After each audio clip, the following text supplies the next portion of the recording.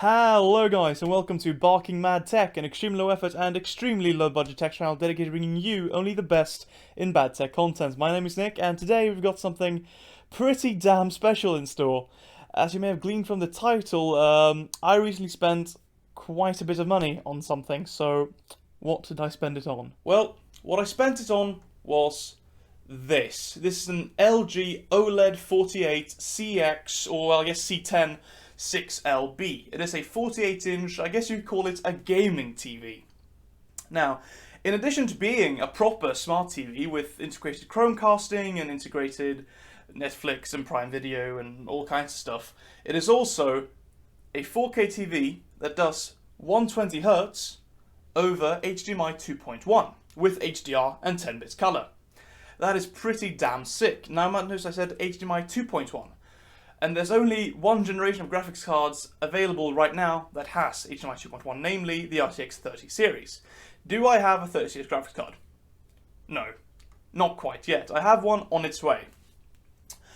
Right now I'm just using a 2016 there, I'll get to that later. So, basically, I'm very happy with this. This is absolutely huge for my setup, but honestly it's not too big. Like, it fills up my vision. I sit a fair distance away from my monitor anyway, so this is honestly not that like too big. It's just right, honestly. It's amazing, and editing on this is just brilliant as well. I've given it a go, and it's actually quite brilliant. Just the sheer amount of screen real estate you have is absolutely amazing.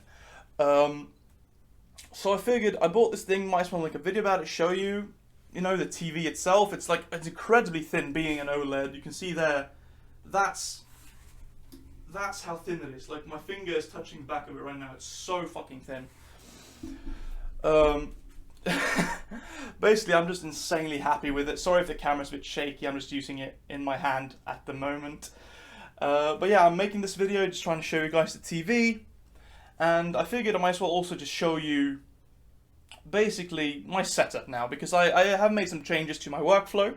I'm no longer using the Mini ITX system I built back in February or January of this year. I sold that. I didn't really have any need of it anymore.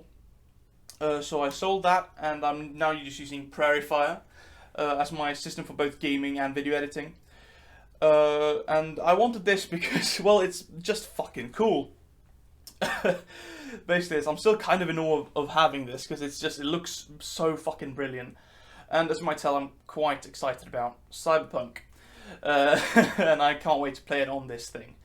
But, yeah, I guess I might as well just show you the rest of my setup that I use for gaming and video editing. So, without further ado, let's get to it. So for my secondary screen, I'm using an Asus PG27 something. It's actually my old main monitor. It's a 1440p 165Hz G-Sync gaming monitor, so that is pretty sick. It's a bit of a shame to use it as a secondary monitor like this, but that's what I'm doing for now. I might get rid of that and switch it out for something a bit simpler in the future, but that's my secondary monitor. And we might as well also get a look at the headphones, since they are right there. This is a pair of Beyerdynamic DT770 Pro 250 ohms, and they are amazingly comfortable. They sound great. I am extremely happy with them. And those are actually powered, because those are 250 ohms. You can't really just fucking use any onboard audio solution with that. So I'm using this. It's a Rode AI1. It's actually a bit overkill for what I do, because it has all these XLR inputs for instruments and stuff that I don't use. But it's working great for my headphones, and it was honestly pretty damn cheap. It was cheaper than anything that Creative or anyone else had. So I'm pretty happy with it. Sorry, it's a bit bouncing in and out of focus, I think. There we go. But yeah, that's the Rode AI1 that I'm using for that. Keyboard-wise, I've got a Corsair K70 RGB Mark II. Nothing too special about it. It is a bit dirty at the moment. I'm going to clean that after this video. You thought I could have done it before, but no. For my mouse, I am using a Corsair Ironclaw RGB wireless. It's incredibly comfortable. It's just great, especially with the wireless connection. There's basically no latency compared to having a wired mouse, and I'm quite happy with it, honestly. The microphone, you can hear me speaking into right now is this is a Mission SG Attila, I think. It's incredibly cheap. It's about 60 euros for this entire thing with the arm and everything, but it sounds pretty good for it. Again, sorry about all the wires and stuff. I'm still kind of reconfiguring this setup, and it's not finalized yet, so I haven't really done a lot of cable management. That will change in the near future.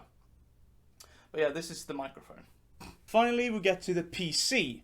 This is my main PC now, pretty much my only gaming PC, Prairie Fire. So what it's got currently in there is an R5 3600, 32 gigs of RAM, and an RTX 2060, and that's the rub.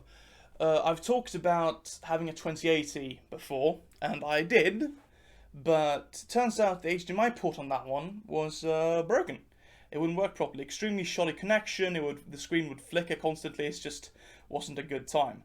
But as I said, I'm using a 2060, which is not particularly good for 4K gaming at all. Actually, can't really do it whatsoever. It's understandable. It's not really built for it. It's built for at most 1440p gaming, and even then, it's like at 60 FPS mostly.